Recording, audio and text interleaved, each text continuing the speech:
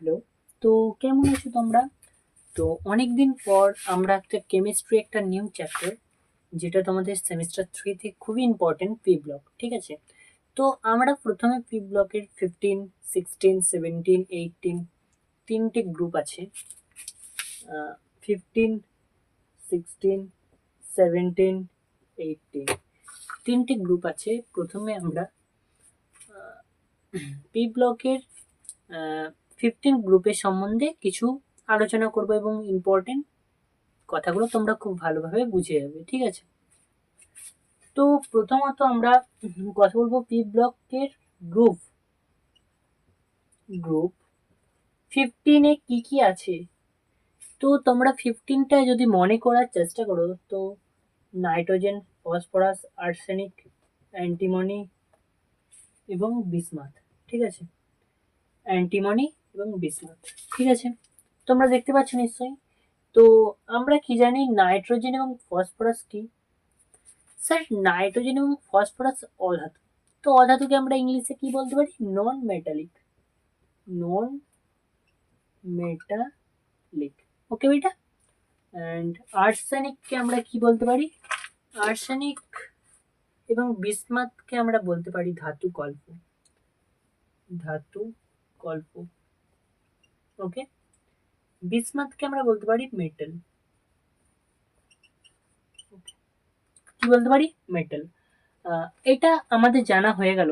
তো আমাদেরকে এরপর জানতে হবে electric configuration of group 15 P block মৌলের ক্ষেত্রে ইলেকট্রিক কনফিগারেশন কি। ঠিক আছে?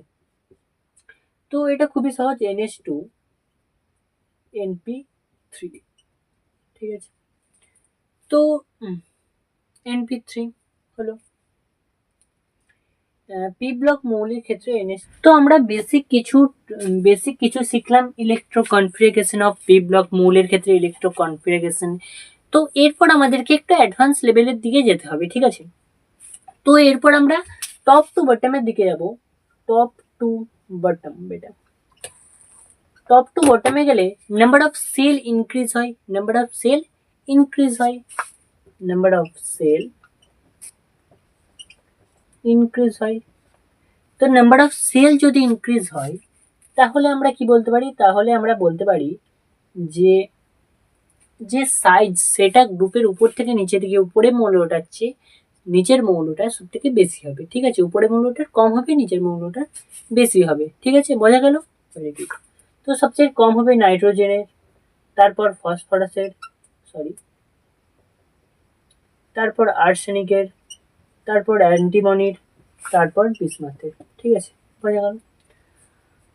Ionisation energy. তো আয়নাইজেশন এনার্জি ঠিক তার উল্টো, এটার বিপরীতটা আয়নাইজেশন এনার্জি। তোমরা মনে রাখবে। তাহলে সব থেকে বেশি হবে নাইট্রোজেনের, তারপর ফসফরাসের, তারপর আর্সেনিকের, তারপর অ্যান্টিমনির, তারপর বিসমাথের। ঠিক আছে? আর ইলেকট্রো এফিসিয়েন্সি সব থেকে বেশি বিসমাথের। বিসমাথের সবচেয়ে বেশি, তারপর অ্যান্টিমনির, তারপর আর্সেনিকের, তারপর ফসফরাসের, তারপরে নাইট্রোজেনের। আর ইলেকট্রোনেগেটিভিটি তো আমরা জানি, ফ্লোরিন, অক্সিজেন, নাইট্রোজেনের সব থেকে বেশি হয়। তো এখানে এটা নাইট্রোজেনের সবচেয়ে বেশি হবে। ঠিক আছে? নাইট্রোজেনের সবচেয়ে বেশি হবে, তারপর অ্যাজ ইট ইজ যেমন আছে সিকোয়েন্স ওয়াইজ চলতে থাকবে। ঠিক আছে? তোমরা বুঝতে পেরেছো নিশ্চয়ই। একটু মুখস্থ করতে হবে, কারণ এটা মেমোরাইজ করলে ভালো বুঝতে পারবে। তোমরা ভালো বুঝতে পারবে না, ভালো মনে রাখলে ভালো তোমরা করতে পারবে এক্সামে। ঠিক আছে? তো একটু মনে রাখবে কষ্ট করে। তো বাচ্চে লোক, এটা খুব ইম্পর্টেন্ট কোয়েশ্চেন। এটা যেই মেন্সে অনেকবার এসেছিল হয়তো, এবং এটার আমরা ব্যাখ্যা সহ, মেকানিজম সহ, ব্যাখ্যা সহ আমরা এটা করব। ঠিক আছে? তো nitrogen, phosphorus, arsenic, antimony, bismuth এর মেল্টিং পয়েন্ট। ঠিক আছে? মেল্টিং পয়েন্ট মানে তোমরা গলনাঙ্ক মনে রাখবে। ঠিক আছে? গলনাঙ্ক কার বেশি হবে, কার কম হবে, সিকোয়েন্স ওয়াইজ সাজাবো। তো এটা আজকের যে টপিক, সেটা লাস্ট টপিক, কারণ বেশি পড়ানো চলবে না, ধীরে ধীরে পড়াতে হবে এবং সিকোয়েন্স ওয়াইজ ভালোভাবে পড়াতে হবে। ঠিক আছে? তো তোমরা যেটা বুঝতে পারবে না সেটা কমেন্ট করবে, আমি বোঝানোর চেষ্টা করব। ঠিক আছে? ওকে। তো নাইট্রোজেন এবং ফসফরাস এই দুটোর মধ্যে উইক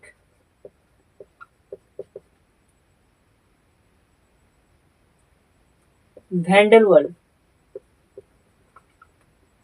ফোর্স ক্রিয়া করে, ঠিক আছে, ফোর্স ক্রিয়া করে। আর এই দুটি হচ্ছে মলিকিউল স্ট্রাকচার। তো এই দুটির মধ্যে কি হবে, উইক ভ্যান ডের ওয়াল আকর্ষণ বল ক্রিয়া করবে, যার কারণে এটার মেল্টিং পয়েন্ট ড্রপ হবে এবং সব থেকে কম নাইট্রোজেন হবে, কারণ nitrogen has a small size. কারণ আমরা প্রথমেই সাইজ দেখলাম, nitrogen has a small size. তো সব থেকে কম হবে নাইট্রোজেনের, এখানে আমরা বুঝতে পারলাম, ঠিক আছে। তো স্যার এটা তো বুঝতে পেরেছি সব থেকে কম কোনটা হবে, সব থেকে বেশি কোনটা হবে এটাও বুঝিয়ে দিন। তো এটা দেখ ওয়েল স্ট্রাকচার, ঠিক আছে। আর স্ট্রং ভ্যান ডের ওয়াল আকর্ষণ বল, স্ট্রং ভ্যান ডের ওয়াল ফোর্সেস। আর বিসমাথ তো জানি মেটাল, ঠিক আছে। এটা হলো ওয়েল স্ট্রাকচার, স্ট্রং ভ্যান ডের ওয়াল ফোর্সেস। তো হিসাব মতো এখানে দুটোর মধ্যেই সব থেকে মেল্টিং পয়েন্ট বেশি হওয়ার কথা, আর এটা ঠিকও। কিন্তু স্যার কোনটার বেশি হবে, আর্সেনিকের বেশি হবে। এটা একটু কষ্ট করে মনে রাখবে যে আর্সেনিকের মেল্টিং পয়েন্ট সব থেকে বেশি হবে এটা, ঠিক আছে।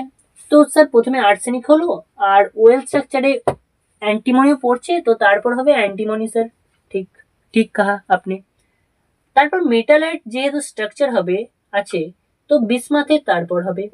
আর এই দুটির মধ্যে সব থেকে কম তো নাইট্রোজেন বলেই দিয়েছি, তো ফসফরাস তার আগে চলে আসবে, ঠিক আছে, বোঝা গেল। আরেকবার বলে দিই, এখানে নাইট্রোজেন আর ফসফরাসের মধ্যে মলিকিউল স্ট্রাকচার আছে, যার কারণে উইল ভ্যান ডের ওয়াল ফোর্সেস ক্রিয়া করবে, ঠিক আছে। উইক ভ্যান ডের ওয়াল ফোর্সেস মানে সাইজ ছোট হবে, তো নাইট্রোজেন তো সাইজ ছোট, তো আমরা সেটা জানো তো, ঠিক আছে, ভেরি গুড। আর এটা হচ্ছে ওয়েল স্ট্রাকচার, স্ট্রং ভ্যান ডের ওয়াল ফোর্সেস, যার কারণে আর্সেনিক বেশি। আর এটা মেটালয়েড আছে বলে আর্সেনিক অ্যান্টিমনির পর বিসমাথের সব থেকে বেশি, তারপরে ফসফরাস, তারপরে নাইট্রোজেন, ঠিক আছে।